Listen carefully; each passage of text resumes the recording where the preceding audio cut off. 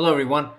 So today in the news, there's an article that popped up. There's been two Army drill instructors that have taken their own lives in the last 8 days. This is a huge problem in the military, and I've got a little bit of background in this. I did, 15 cycles at MCRD San Diego. Pumped through about 5,000 recruits. I never lost a drill instructor. Never covered up anything. Sure, we had some problems. All recruit training companies have issues, right? But it requires sage leadership, it requires supervision, and it requires taking care of your Marines, i.e., your drill instructors. Sometimes we forget that there are Marines and they require leadership, and it's a Herculean task that they have to perform. These drill instructors typically work, 18 to 20-hour days, every day, day in, day out, for the entire training cycle. And there's a lot that's demanded of them. So as officers, as their leaders, and their senior staff and COs, series gunny, company first sergeant, sergeant major, we all have to be on the lookout for issues, and sometimes take them aside, tell them to go home, chill out, take a day off, and also monitor the duty schedule of the drill instructors to make sure that they're getting ample time off. Now, when I was down in the drill field, typically we'd have 3 drill instructors per platoon. Nowadays they have 4, and that isn't sufficient either because of the workload. It's just absolutely incredible, especially in the summer months. The size of the platoons are much bigger, so the drill instructors have a lot more work to do. But nonetheless, I also have a background on the Army side. I went through Army boot camp in Fort Dix, so I'm familiar with it. And we can quibble in the margins, which one is harder and which one's tougher.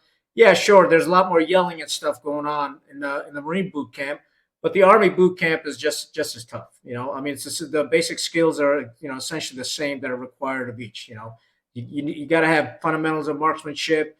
You got to have basic infantry skills. You got to have close order drill, and they teach you academics, history, first aid. At a very, very basic level.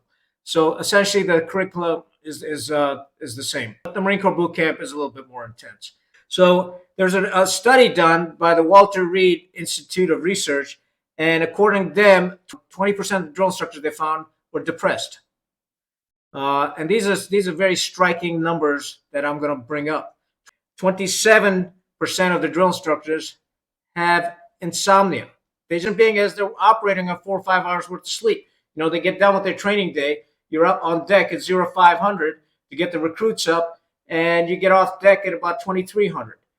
So it's a fairly long day for them, 18-hour days, and by the time they get home, they're tapped out. They don't have time to take care of their own personal needs or their family needs. So the sleep is a big thing for them. 14% of the drill instructors have anxiety, and I can understand that.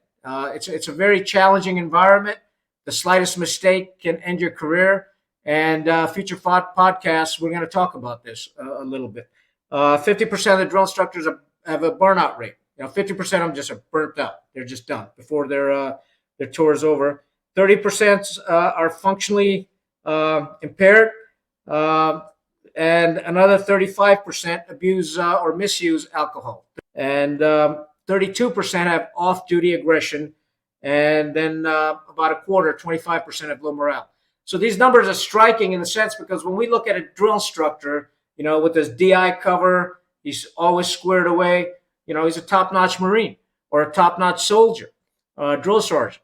But the problem is they've got problems. And if we don't address these problems, we're going to continue to see these issues. And this is not only the 2 drill sergeants that took their lives in the Army, but there are also the case this year where 1 drill sergeant and 1 water survival instructor took their lives at Parris Island. So these problems are endemic to both the services, and we need to pay attention to them very closely as officers and senior staff and COs. And that doesn't mean that you hammer them. Hammering isn't the answer, but we got to find solutions to the underlying problems of why this is happening. Maybe we have to change how we train. Maybe we need to add more drill instructors to each platoon. I'm told right now they try to, man them at 4. Maybe they need 5. And maybe the training schedule needs to be revised a little bit so there's a break in between for the drill instructors.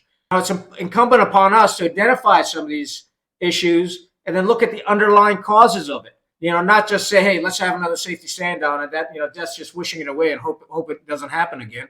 That's bullshit. It doesn't work that way.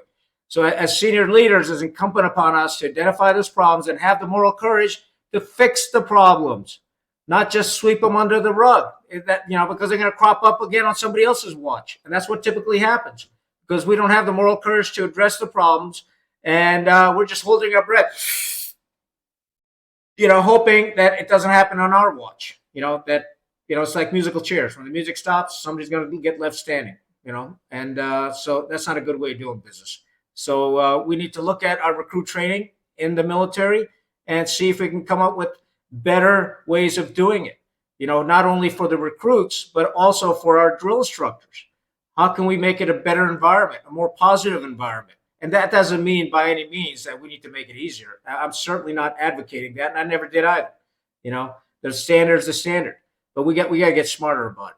That's all I got. Stay rugged. Con out.